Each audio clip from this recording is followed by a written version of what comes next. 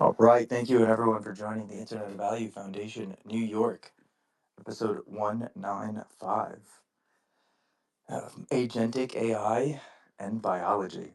I hope everyone who does join in the future and possibly join in the space today finds this information as valuable as I know I do every single day. I get to be here to host these spaces, have the diverse amount of mindsets and perspectives that come in and join these conversations. Steak, welcome up. I was actually about to mute for a moment here and see if we can garner some more people in the space to have a little conversation.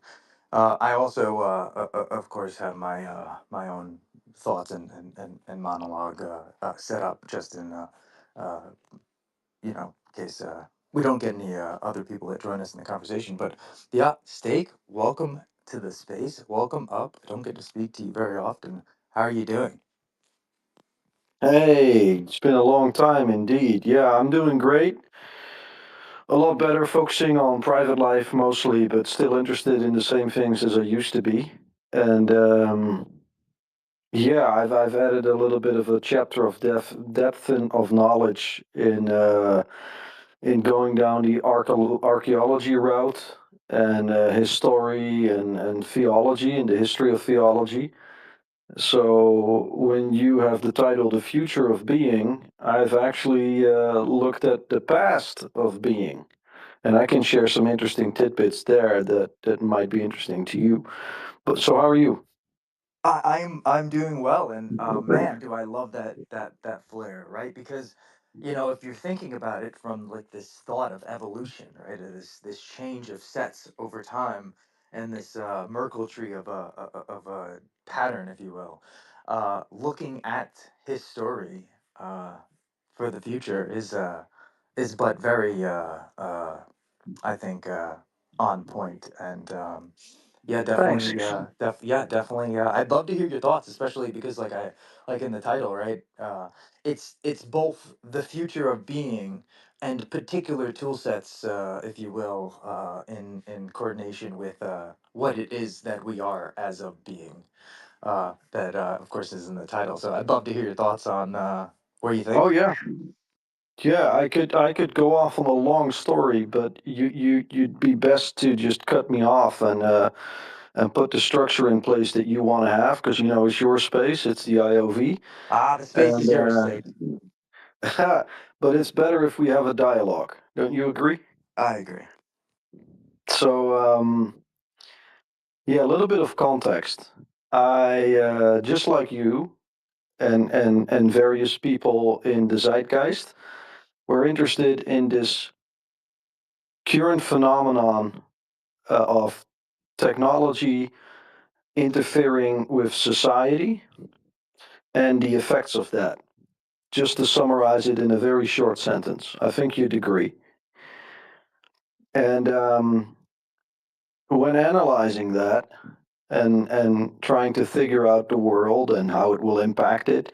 And we can name all the fourth industrial revolutionary technologies, and we can have conjecture and philosophize, or in any shape, way, or form about where we think this might be going geopolitically. I always was very interested in where we are going spiritually. Personally, I'm a very agnostic type of person, and I just wondered if we weren't losing ourselves as a humanity. And I was always interested in history, archaeology, and eventually through archaeology, I stumbled upon ancient people's perspective on life and on the same questions that we are kind of um, dealing with today, or not yet dealing. I mean, you and I are dealing with it, but the vast majority of the masses will be dealing with it in 5 or 10 years or 15 or 20 years from now, if ever. And that is, what is my identity? What is my purpose?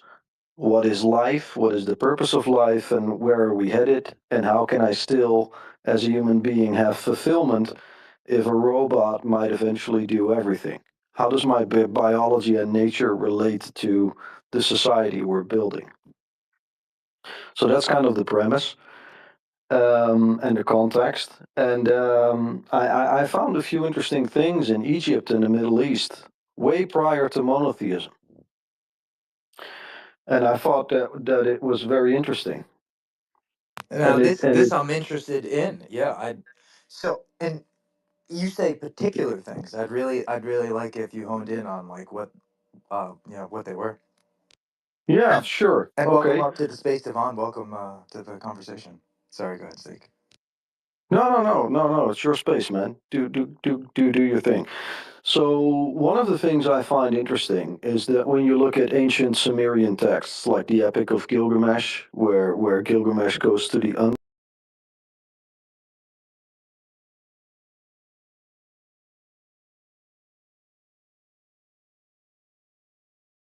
Dante's Inferno, there is a much different definition of what the underworld is or was through the perspective of the ancient people. To them, the underworld was your inner world, which we nowadays would call psychology. So, dealing with your shadow self, with your ego, and integrating that into yourself, doing your shadow work, that was basically seen as the underworld.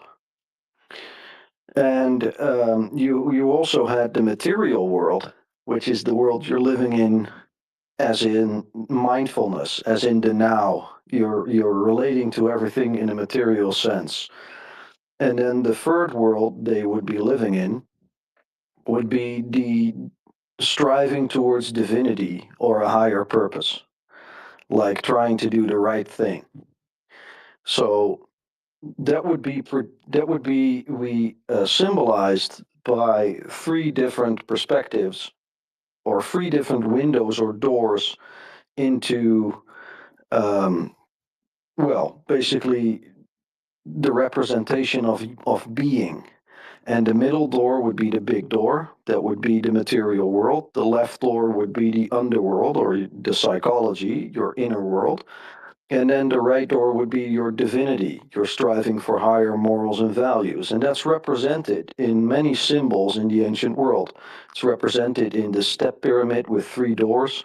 And those three doors together, they became one symbol, and that became a T shape, like the letter capital T, because then they would be connected with one another, where the middle stem would be the big door and the two stems on the left, they would be connected with the T pillar. And the T pillar is everywhere in architecture. It's everywhere, even in ground plans of ancient temples. It's everywhere.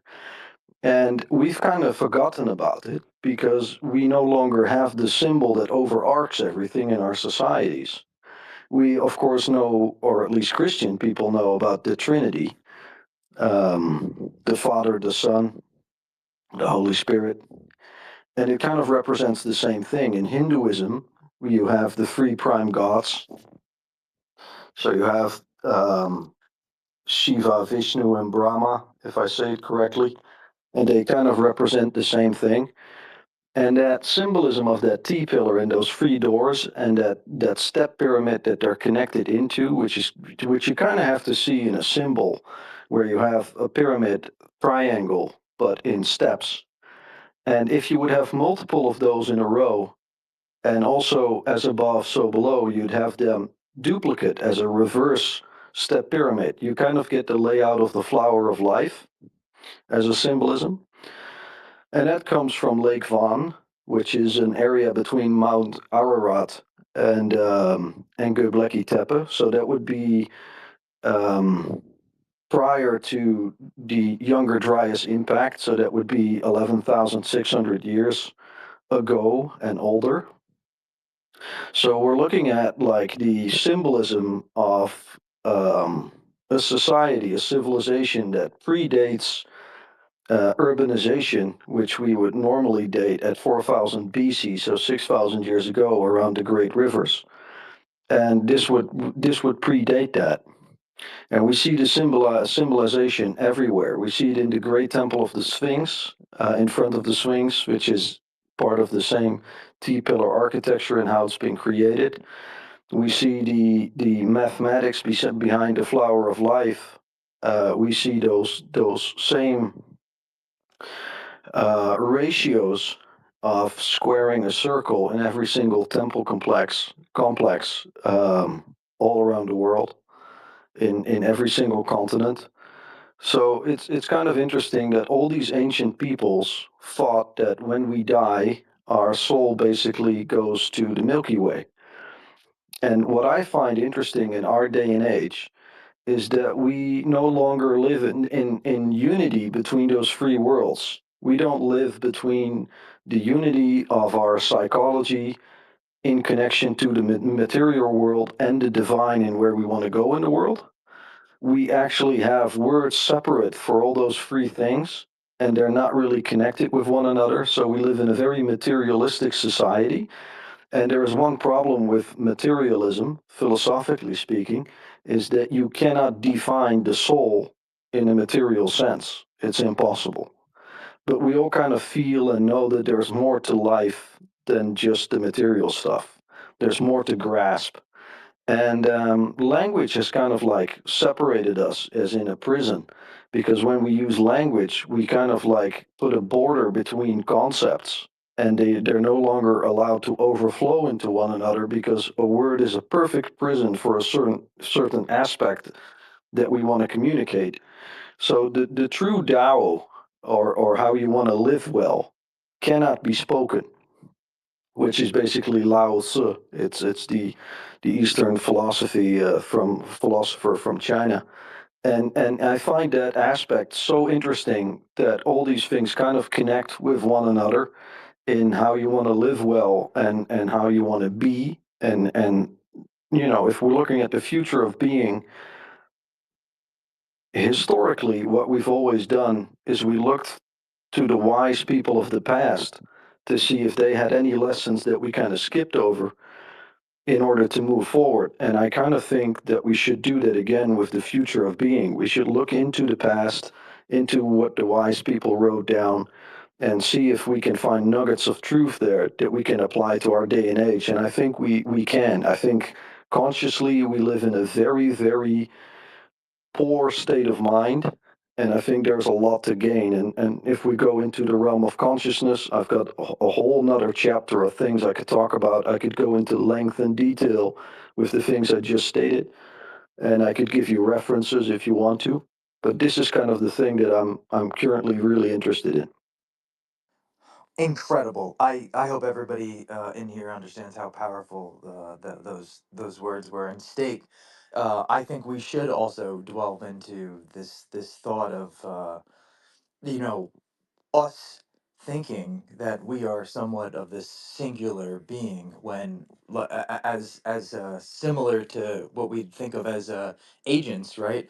We are built of this agentic material, and the consciousness possibly behind that agentic material being something able to be referenced as definition of material, or sorry, of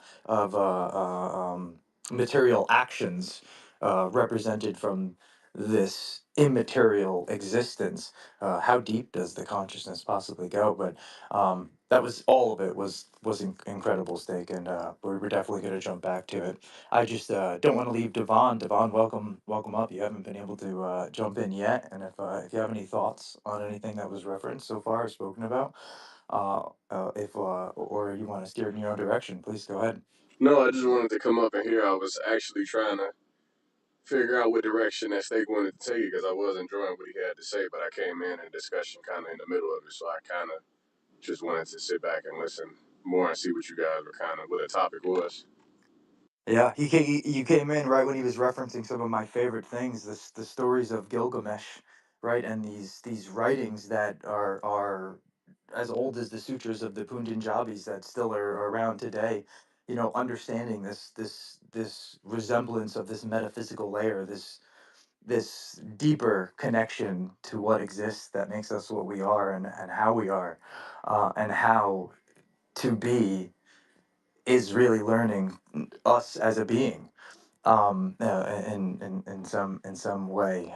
But you please take if I'd love to hear your thoughts on this thought of consciousness in reference to the agentic material, agentic AI, and the kind of direction where you could possibly see biology going because of these tool sets combined with these methodologies of understanding.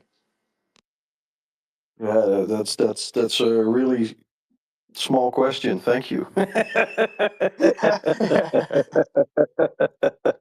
I'm going to give it a go. One of the books that I really greatly enjoyed that I've read over the last couple of years was the book of The Prince by Niccolo Machiavelli.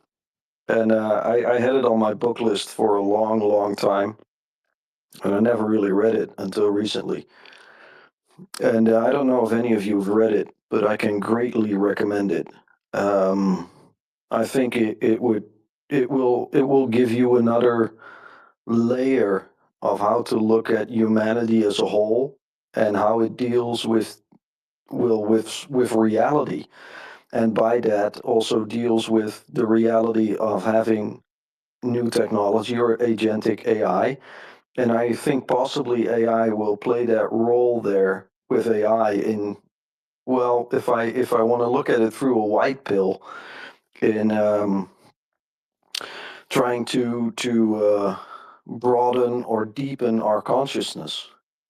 And I think that's quite a steep challenge, but I do think it's possible. And um, Niccolo Machiavelli was an advisor basically to the power in Italy several decades after the Renaissance started. So this is, I think, by heart around early 1500s. And he there was a change of power, and he was kind of banished, and he wanted to show to the prince that he could still be relevant as an advisor. And one of the things that he always did is that he locked himself in his library with the books of the ancient wise people, and he never felt alone. And he felt that through their texts he could communicate with them and understand what they were thinking, and how they were thinking. And he used that inspiration to write a book for the prince, and it's called The Prince, in explaining how power works. And I thought it was phenomenal. And he basically lists 7 levels of consciousness. And it's still relevant to today. And I think it's still very relevant um, on how we're being ruled today, but also on how our 7 levels of consciousness haven't really changed, I think. I think he was pretty much spot on. And it basically starts with the first level, and those are the people that are never doing what they want. They're always giving in to other people. So they don't really have their own free will. They don't decide on anything. And everyone knows that if you've ever been in a hard place in life, if you don't decide on anything, because maybe life overwhelms you or you're indecisive, then when time runs out, life chooses for you. And this is kind of like the first level of consciousness. People that don't really decide on anything for themselves. Then you have the Can we second pause on that? Can we level pause of on that right quick, consciousness. Steak? Because I actually disagree with that fundamentally. We call those Sure, NPCs, by all Ron. means, it's the book, not it's not my book, but No, no, no, feel no, free no, to no, no, no, no, disagree. no, no. It's a great.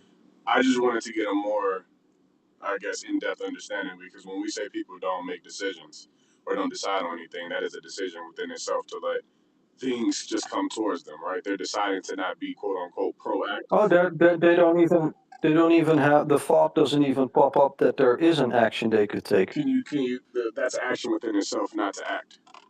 So can you describe to me, can you give me an Yeah, example of but somebody but who's subconscious. not acting on something? Yeah, yeah, I could, maybe not a person, but I would take it to a mouse, right? Put a mouse in a maze, and give it the pathway that it knows to get to You know, the it's cheat. well, I can't. Sorry.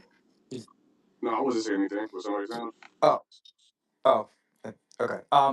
Yeah. So right, put a mouse in a maze, right? And lead one pathway to the cheese, right? When only one pathway leads to the cheese. It's very symbolic in this kind of representation of the individual is possibly only worrying about the things that are contentious inside of the maze, not realizing I'm in a maze.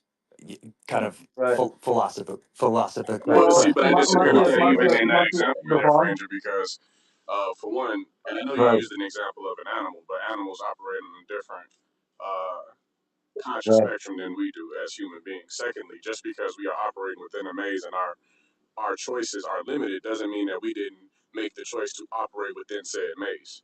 So Ah, and I wanted an so, example of a person who's not actually making choices because that person doesn't exist to me. well, it doesn't exist to you because you don't perceive it to exist, and I think that's also one part of it is the awareness, a level. It's also, and so I kind of use this terminology myself because today consciousness is a very um, a subjective term, and it's debated on very heavily. But you could also put it to levels of awareness, right? These states of levels of perception that exist. And based off of this perception, actions and acknowledgments can be made that would not be made without those levels of acknowledgments of perception. And so, to your point, you are right, but also in the sense of the actions that are being done and the existence of which it is being represented by is represented by how Steak is kind of explaining that particular set of existences. Yeah. It's yeah. Please carry on. I'd like to hear the other levels. Well, he calls it the first level the sleeper. So it's people that kind of like operate on autopilot. So through their unconsciousness, they're reactive. They operate driven by emotion, and that makes them easily manipulated by others. That's basically the definition of the first level that Machiavelli writes down. And mind you, this was his perspective on 7 different layers of different people in society. And What are the odds the there's CIA uses the same terminology today to qualify for sleeper cells? Sorry, just keep carrying on. It was interesting. maybe potentially. And the second one is kind of interesting, I think. It's the mimic. It's people that are conforming, and they're a little bit higher in consciousness because now they realize that there is such thing as having a consciousness, and they start to copy the behaviors and strategies of those around them to fit in, and they lack originality. They lack high level strategy. They just copy paste it somewhere else. And if you know something about a certain topic and you hear someone talk about it and you just realize like, oh wait, you just listen to the radio or your favorite influencer and you're just copying them word for word, but there's no special sauce. There's nothing extra of you added into that. It's just you copy pasted it. And Machiavelli called that the mimic. And then the third level, and then it becomes interesting. He called them foxes or operators. And he said most people, most parts of society, the largest parts are actually the first two, the sleepers and the mimics. They make the large majority of the entire population. And then on the third level, he says those are the smart people, the foxes, they're cunning, but they lack power and they understand the game of power and how to act with purpose. And they begin to control their immediate environment. But they're smart enough to evade the traps, but they're not strong enough to break them.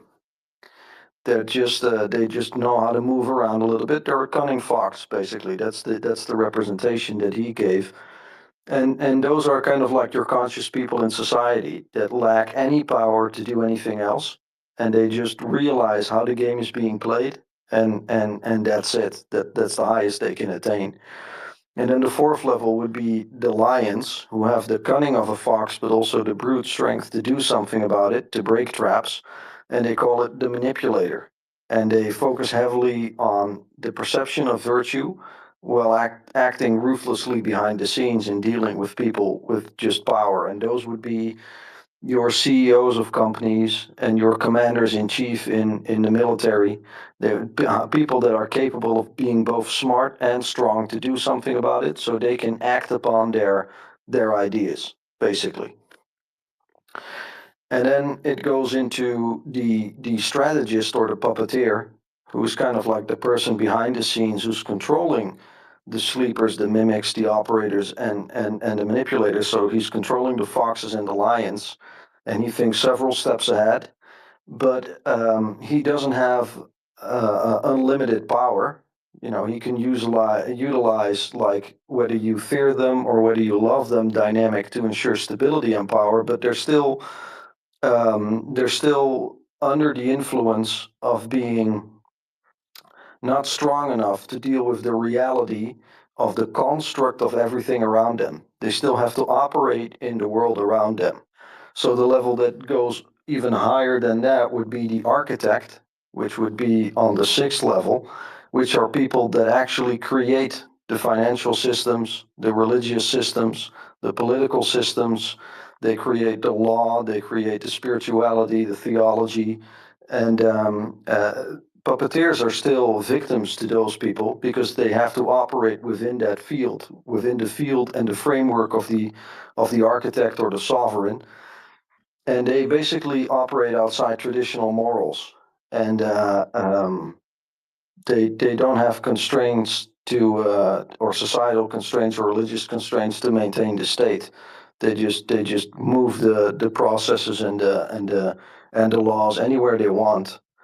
And then he goes into the seventh level, which would be the void or the master. And they kind of like shape everyone that they want to have. And they can be any sort of identity with any person that they have in front of them. They're just basically like soap. You can't grab them.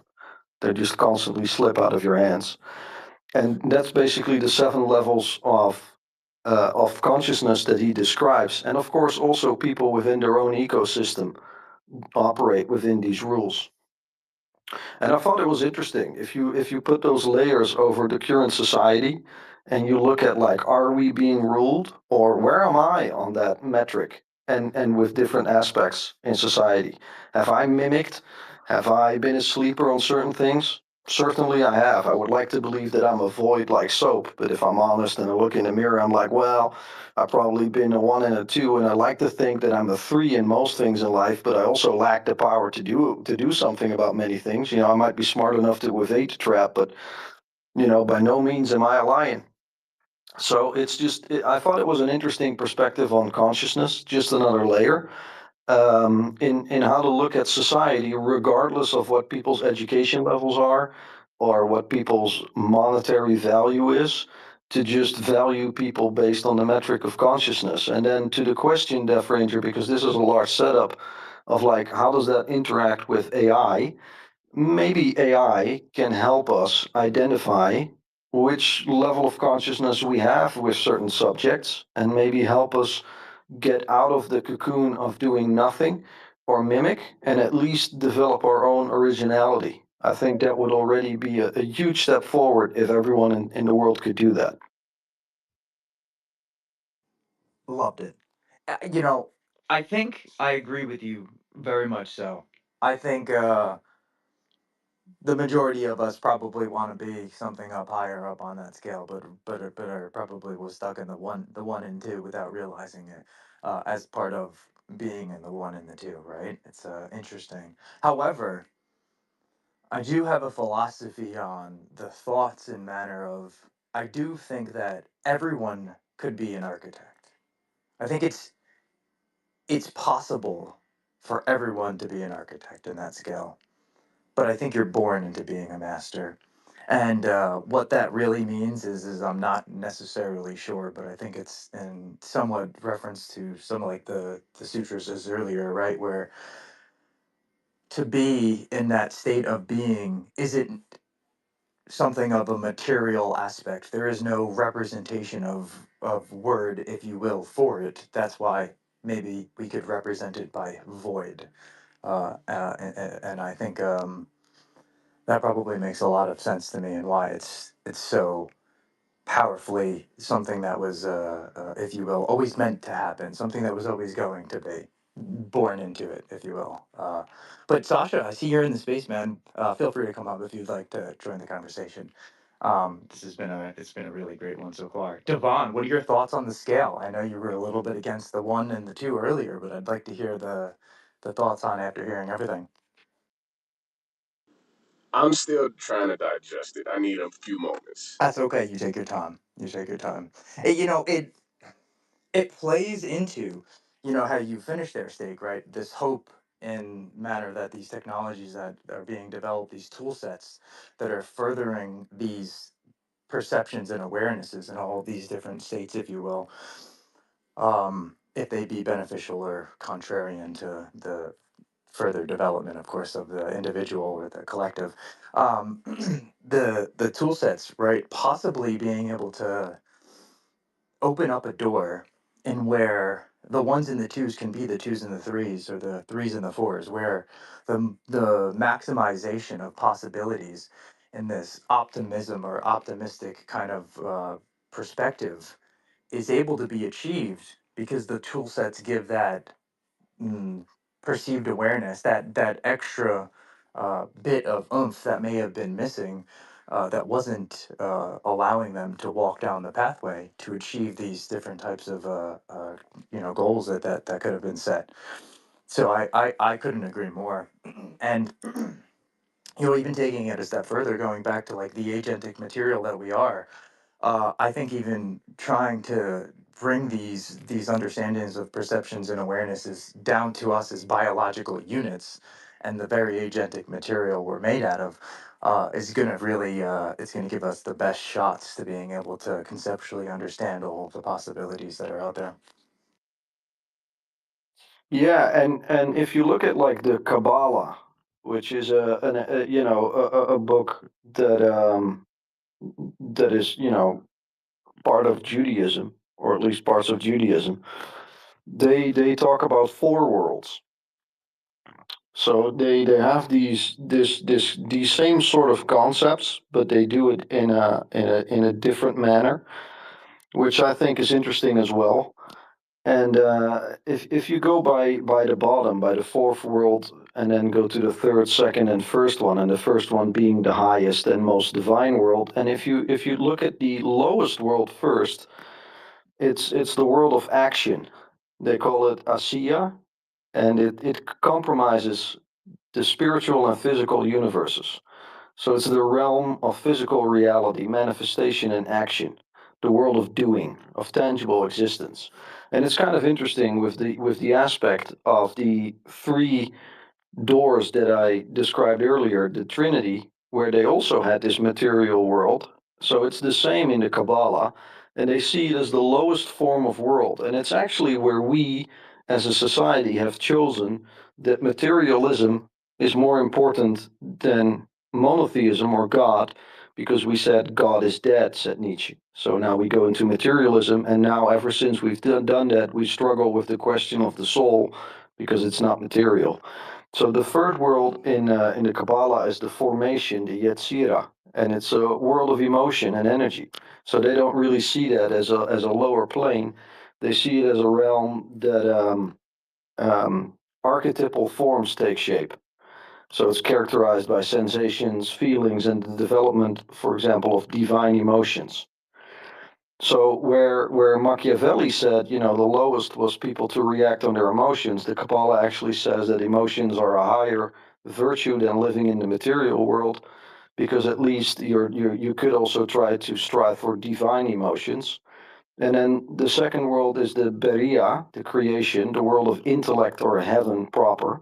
So it's rationality over emotion, and it's the first stage of separation from the divine, where you try to have some sort of existence that emerges based on intellect, and it's associated with understanding and thought. Um, and then the first is the Atzilut, um, and it's basically the highest, most divine world, characterized by total unity with the divine source and the revelation of pure light. So it's the realm of pure wisdom and represents the closest state that they have to divinity. And you see that Trinity represented in there, where they see the combination of the Trinity as the highest level. So that's why it's four levels. So they have the three separate doors, and all doors together is the highest level. And it's kind of interesting how that ancient way of looking at things and perspective changes throughout the ages, and is kind of represented in many big religions all around the world. And I thought that, I'm still on this journey of learning these things. I'm still delving into it. There's obviously a lot of things to unpack. I'm not a theological expert. I just do these things as a hobby for the last couple of years. I'm a quick learner, but there's still thousands of years of wisdom and knowledge to unwrap. So I just think it's interesting where all throughout the ages people have struggled or at least tried to dissect the same questions. How do I relate to nature? And what is the nature of nature? And what does it mean to be alive? What am I? And what part of um, this universe do I represent? So when you talk about the future of being, that's how I interpreted it by looking back at like what's the past of being, and have we changed a lot, or has our society changed a lot? And I think if you look through these lenses of these ancient perspectives, then naturally we would look at like, oh, this is kind of like old fashioned, religions. It's like, do we really need that in this modern day and age? But if you actually look at the core message that's represented in it, you could also think like, oh, wait, aren't we missing a lot of things in.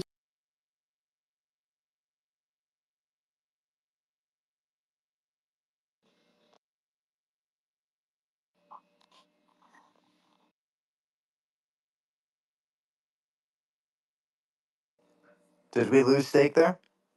The proverbial chopping block there. Bad. Gotta That love was a the bad. X. He's back. He's back. Yeah.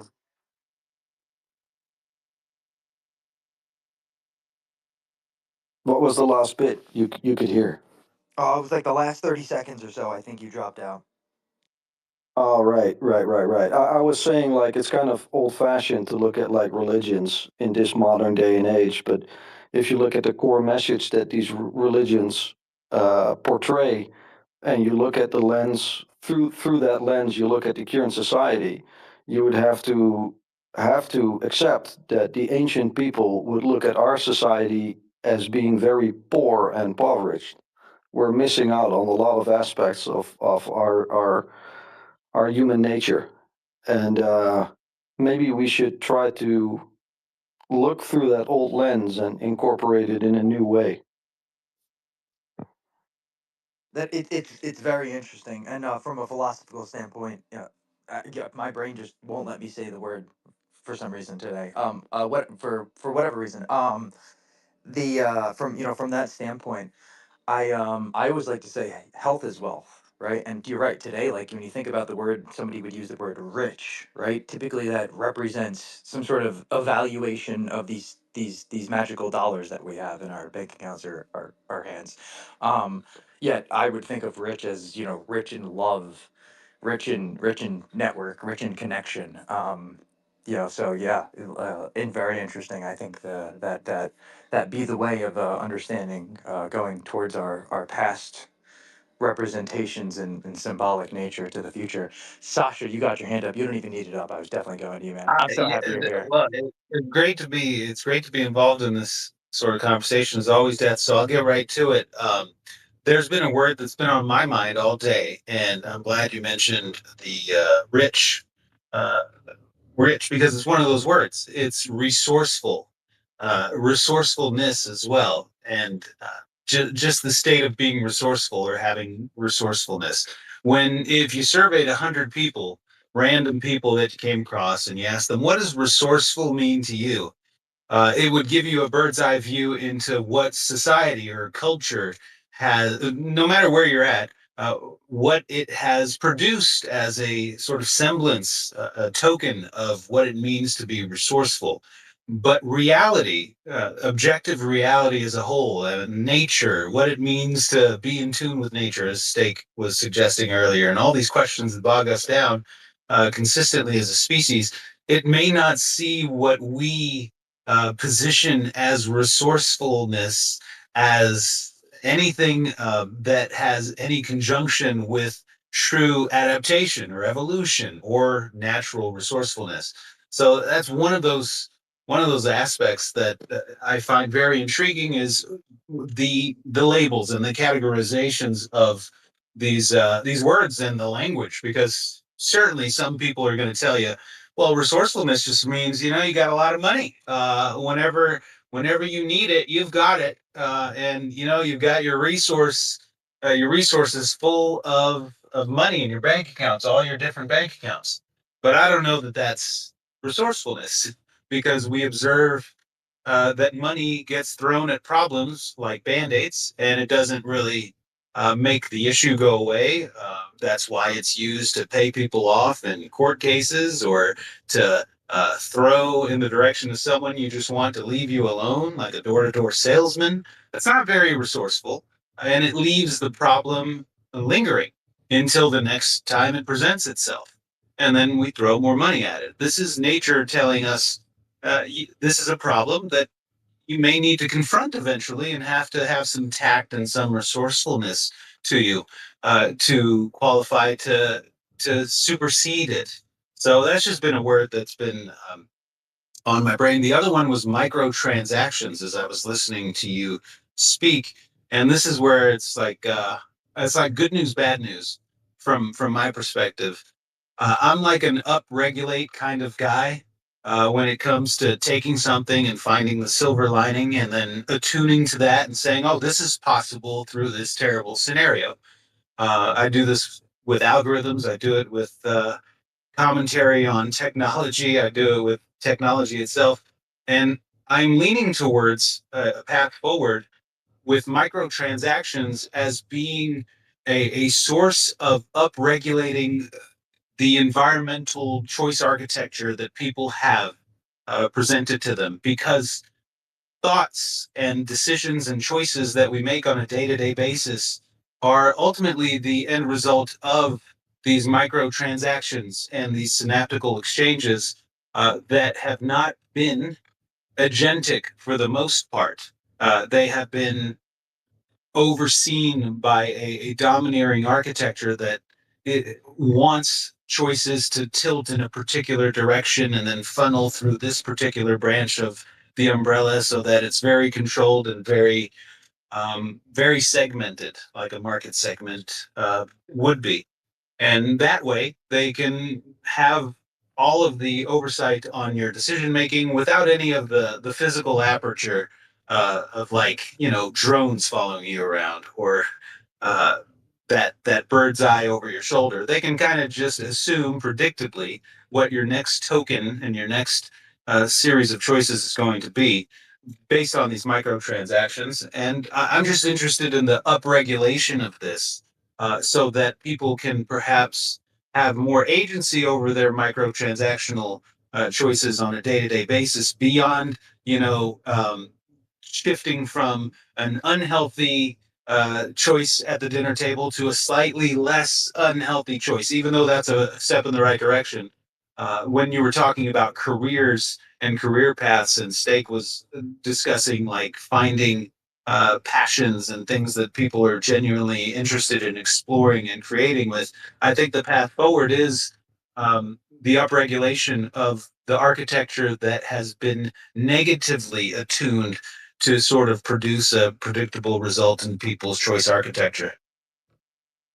Yeah, I think it was, one of the key things that you had brought up, language, being something so in-depthly part of, I think, what is this possible thought of people being stuck in the one and the two, as kind of Steak had put it beforehand. But yeah, nonetheless, acting as NPCs, if you will, for the most part. And then it really brings me to this thought. Of course, I know. You and I think similarly on it for ourselves, at least, for what it's been able to allow to be achieved.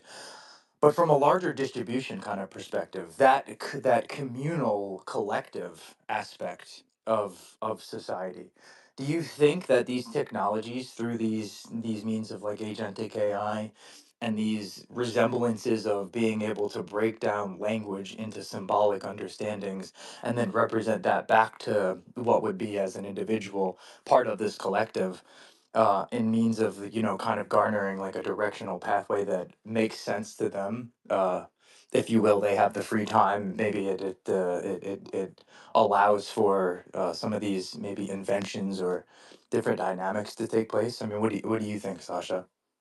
Oh, I think very much so. However, the slight pessimism that I have towards this particular question is that it will the the action potentials that are elicited by that process will be limited somewhat based on the oversight and the umbrella that is already present. So it's like the equivalent would be an underlying condition. You could have the cure and you could have a remedy for someone's malaise or whatever they're going through. But if there is an disclosed underlying condition that is not addressed, then something else will emerge from that condition. Even if you have a specific cure for the specific thing that presents itself as an end result, it may not be the only thing going on. Another example is when you take your car in to the mechanic and you get a rundown of all the stuff that's wrong with your car, but you just went there for like an oil change or a tune-up. Those are the microtransactions that I was alluding to earlier.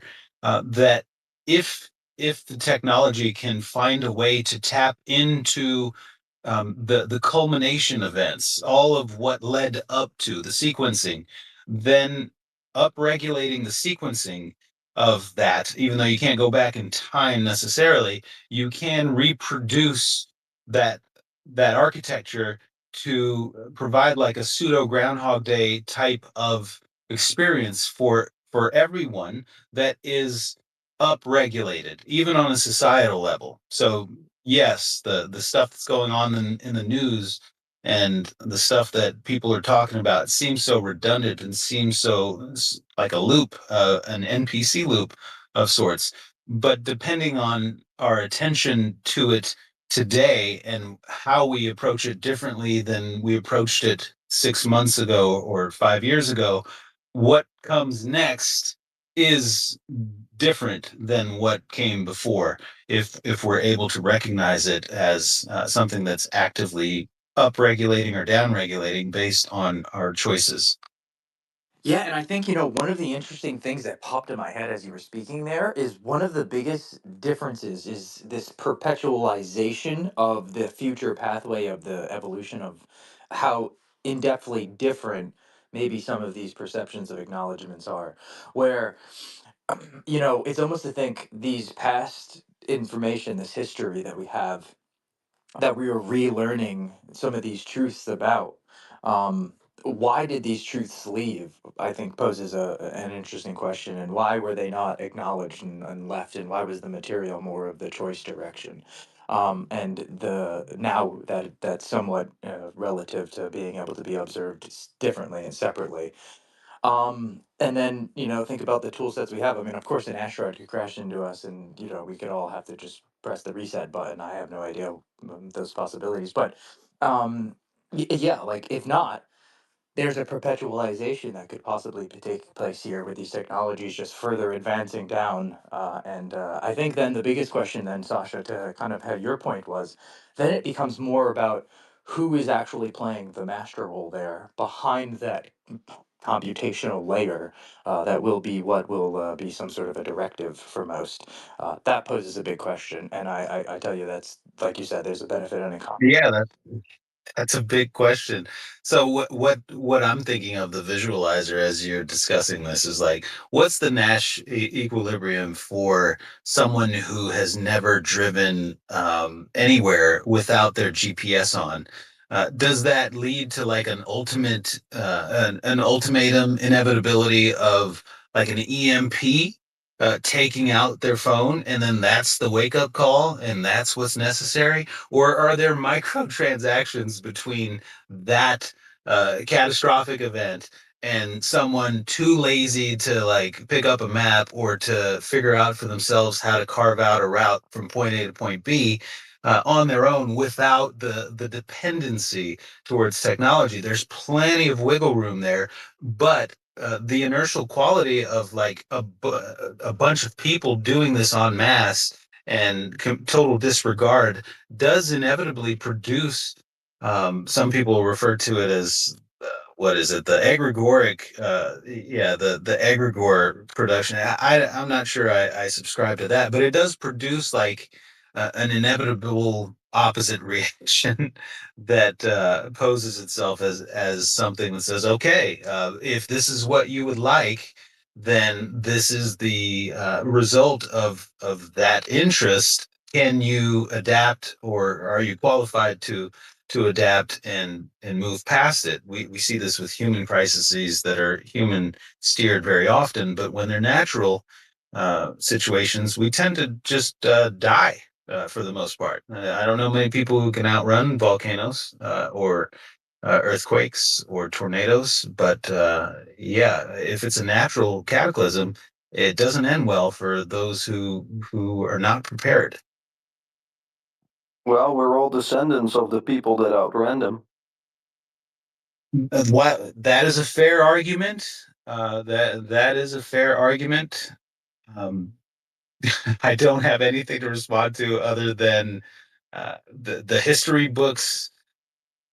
Maybe, yeah. What do you think of that stake? Do you think it's official that we are all descendants of those who outran cataclysm? Do you think the whole world was bombarded at one point in time with life or death daily situations, or do you think it's been overblown hype?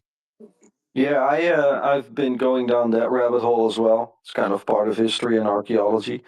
So one of the interesting aspects is that up until the 1880s, maybe 1900s, catastrophism was a very serious subject in geology, and it was actually the number one lens through which out the ancient people have always looked at the Earth. I didn't know this up until recently when I delved into this, but one thing I learned was that as the time that is required for a mountain to rise, it requires the same time for it to basically deteriorate. So if mountains would rise naturally, they would also deteriorate naturally, and the whole Earth would be flat. But we do have the phenomenon of mountains. So where do mountains come from, if not volcanoes, if not tectonic plates? So it's kind of like staring us right in the face if you look at the terrain, that everything is rugged as fuck.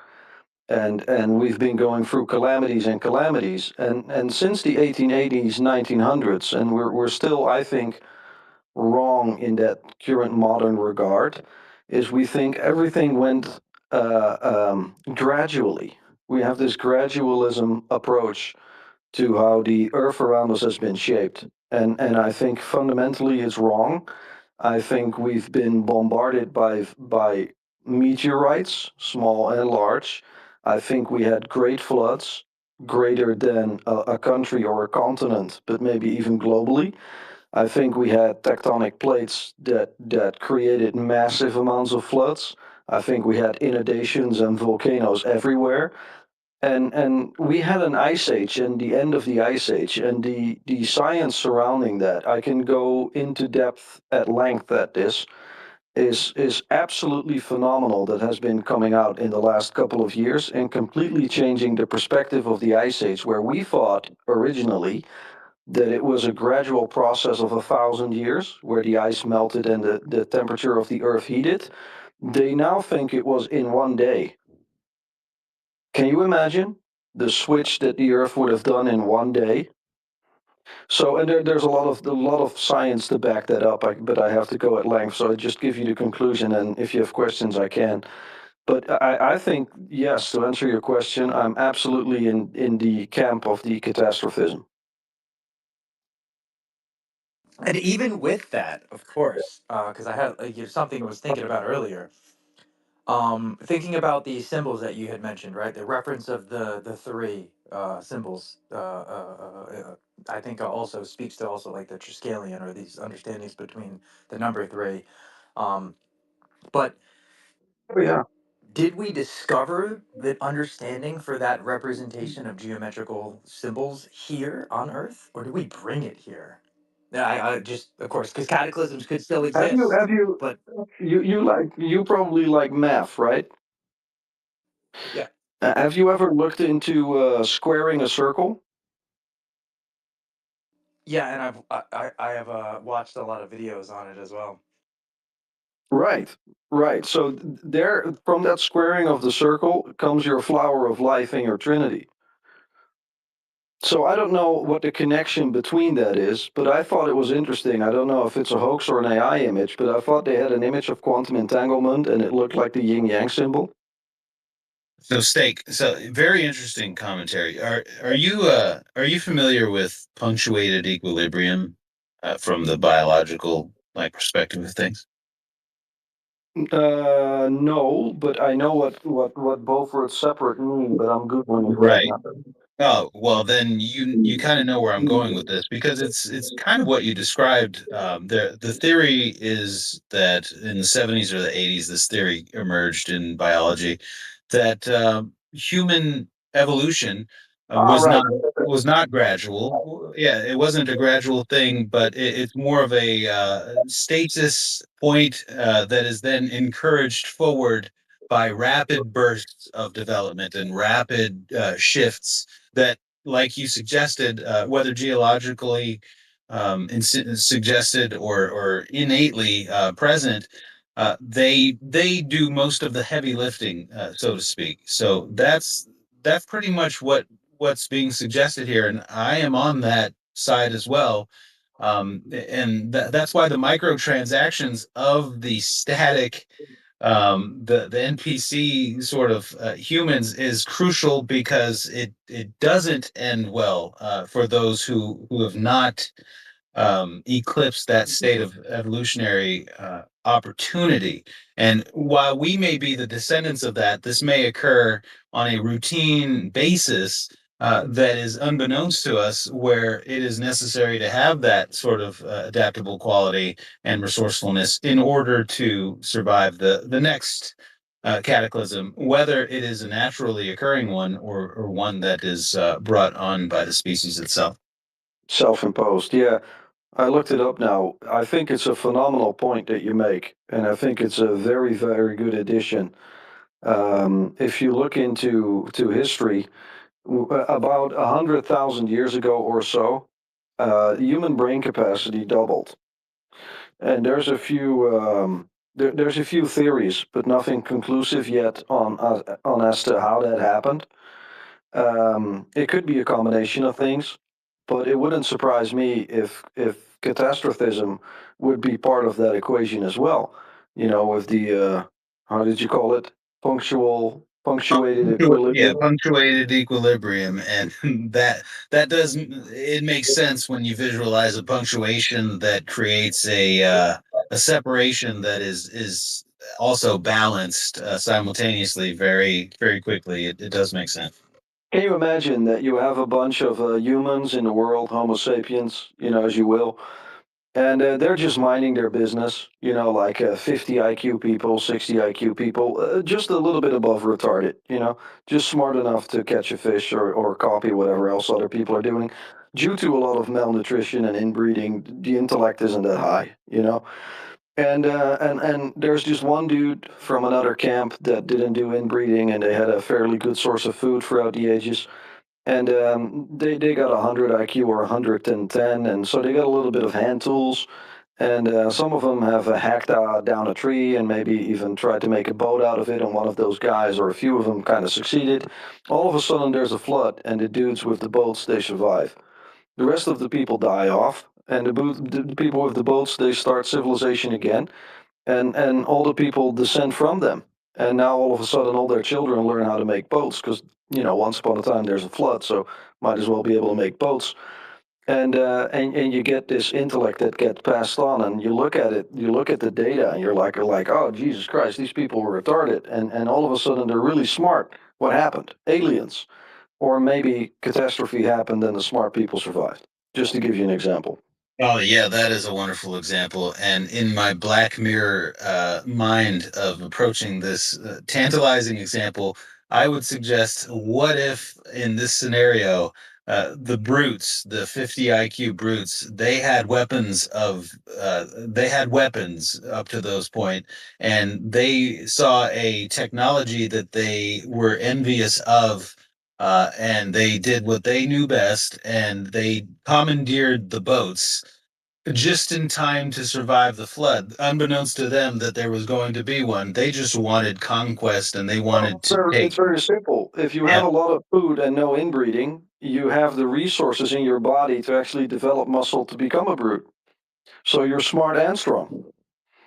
that's fair. Yeah, that's a good point. Okay. I was saying I hope I hope the people that got off the boat were the smart ones and not the brutes. But recent history suggested it was a mixed bag. What did that famous philosopher said about muscles and brains? That you need both? What was that Roman philosopher? I thought. I I think you're speaking of the yeah, my mind's blanking on philosophy too today, Death. Thanks, appreciate it. I think it was the emperor guy, the guy who had Yeah, the slave. it's like brutes without a brain. They're not smart enough to survive, but people with just brains, they kind of get chopped down. Yeah, it's the meditations guy. Why am I blanking? Yeah, Marcus Aurelius. Yeah, Oh, was it is it Marcus Marcus Aurelius? I Aurelius? was thinking about Marcus Aurelius before when you said philosopher. That's Could be, but interesting. so if you, I think this catastrophe kind of thing kind of ties in neatly. If you look at the climate data throughout the last 100,000 years, we've been going through multiple ice ages. And if you look at like the archaeology on that timeline and also our stories, our current timeline that we have learned in school, I'm just going to tell you, don't treat me like a guy with a tinfoil hat, but I'm just going to give you the heads up for the next couple of years. We've all been taught wrong, and for a reason. Like the whole timeline is different, vastly different. And there's going to be coming out a lot of things in mainstream in the next couple of years from Egypt and from present day Turkey and the Levant that will push down the timeline thousands of years backwards. Just to give you an example, last year in March, there was a discovery by a Moroccan team on a skeletal remains of Homo sapiens, and they carbon dated it. And carbon dating isn't so accurate anymore when it's too old. But they carbon dated a human skeleton of a Homo sapiens to 300,000 to 360,000 years old. Now, anthropology has said that Homo sapiens is 100,000 years old. So now you got 200, 250,000 extra years to account for in anthropology. It's like, all right, what happened? You guys tell me. And then China, a week later, was like, well, we'll do you one better. We found a skeleton here that's 1 million years old, and it's a Homo sapiens. Well, don't know if that's true because it hasn't been peer reviewed yet. But just alone the 300, 350,000 puts down the timeline way backwards where we've been around much longer. And I'm going to give you a little bit of a thought experiment here. How long does it take for a society, if you have good weather and you have a few centuries of good crops, because those pockets of heated climate were there in history. We can see this in the data. How long does it take that you might have small pockets of intelligence and civilization that rises up? I mean, from the Middle Ages to where we are now is 500 years.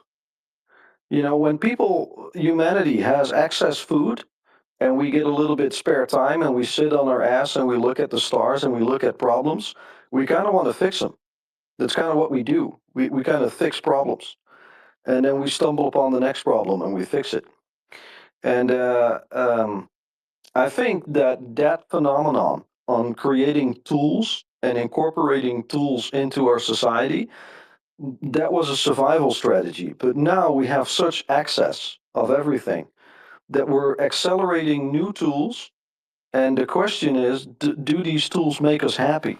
Does the pace of acceleration make us happy? Was the Unabomber Ted Kaczynski, was he right that when we succumb to the industrial mechanism of robotics and everything, does that make us happy? Does that you know um,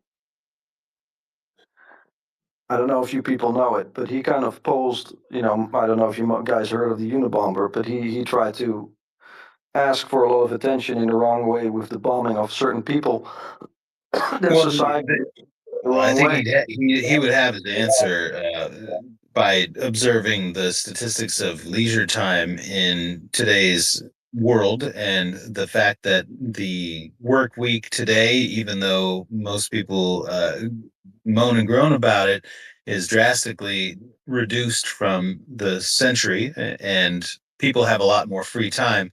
What it boils down to is what they're using the free time for. And that is back to your question of society. How long does it take smart people and an intelligent culture and society to cultivate something that is fruitive for the village?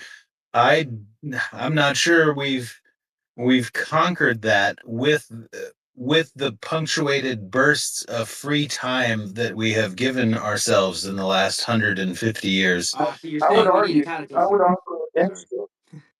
I would argue against you. Like Ted Kaczynski posed that we become slaves to our economy, and in the pursuit of efficiency, pleasures in life will be taken away.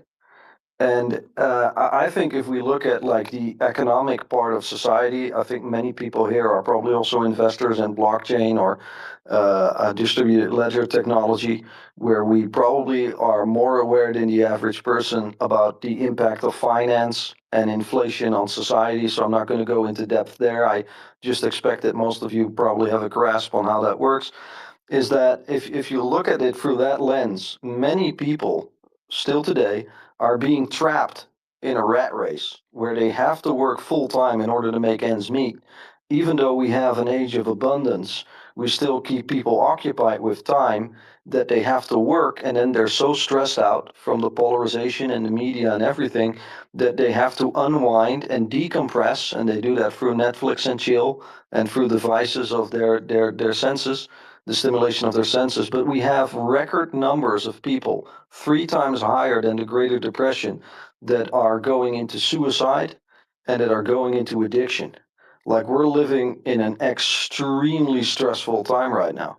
So it's to put it through that lens.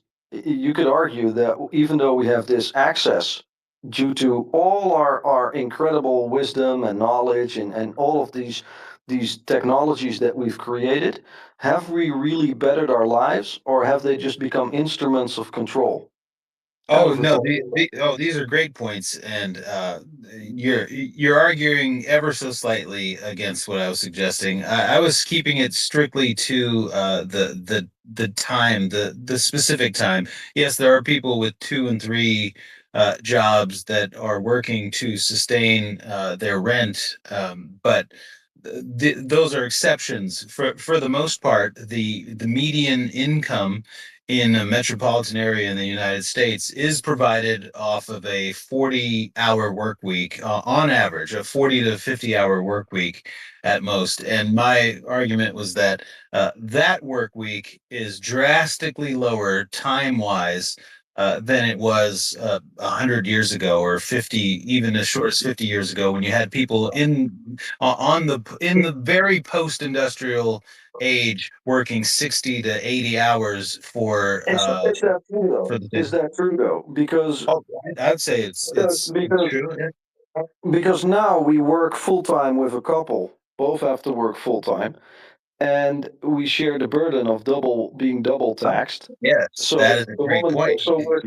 Yes. And to put that even further into perspective, peasants in the Middle Ages, where we have this symbolism from that, we think that they were incredibly poor and working for a landlord, etc. These people worked 200 days in a year, and they got 153 days because the landlords and the church thought that they had to keep the peasants and the slaves happy so they wouldn't revolt. These people had more free days and free time than we have right now.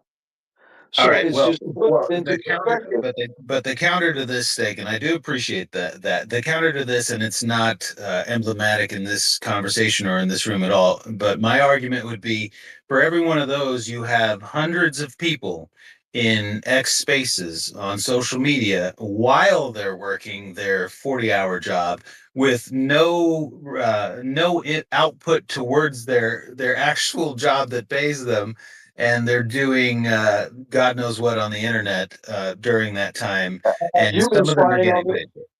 Have you been No, spying on I'm me? just saying, haven't you wanted to ask random people who you see every day, like, what the hell do you do for a living? You're always on this platform. Like, how busy can you be if you're in spaces all the time?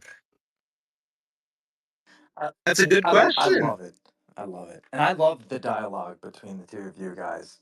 My unfortunately, my phone is actually about to die, which is kind of a rare occurrence for myself. But I like try to keep the spaces like right around an hour and 20 minutes.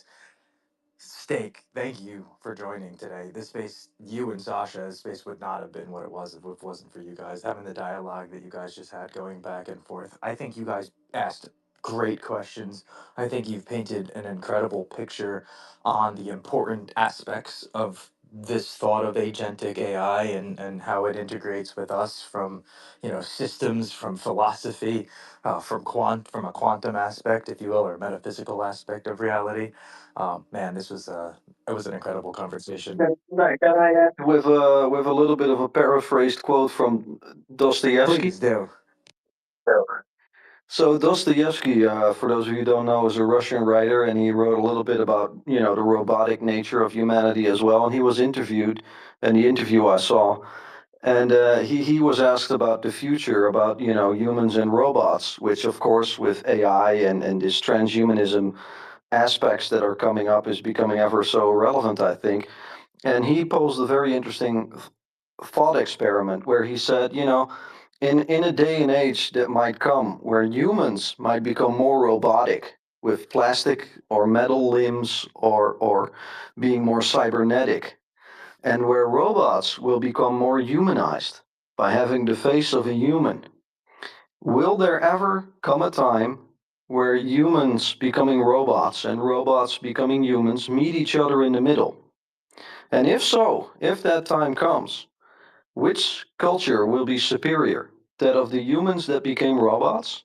That of the robots that became human? Or the one where they find each other in the middle? No better way to end this space. I love you guys. I hope everyone has a great rest of the night, and I look forward to seeing you guys back on the next one. Night, everybody.